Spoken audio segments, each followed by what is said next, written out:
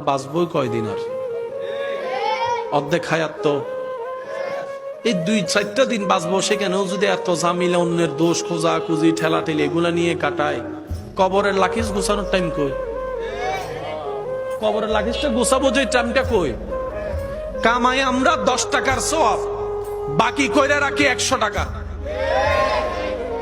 কিছু সওয়াব নষ্ট করে ফেলি রিয়ার কারণে, কিছু সওয়াব নষ্ট করে ফেলি অহংকারের কারণে, কিছু সওয়াব নষ্ট করে ফেলি গুনাহ করে করে, কিছু সওয়াব নষ্ট করে ফেলি মানুষের বদনাম করে করে। কামাই যতটুক তার চাইতে কিন্তু আমরা লসের ঘাটায় বেশি আছি। হিসাবটা টাইম দিলে দেখবেন আমরা মাইনাসের কোটায় আছি, মাইনাস 1000 টাকা পাবে মনে হয়, এরকম একটা অবস্থার মধ্যে আছি।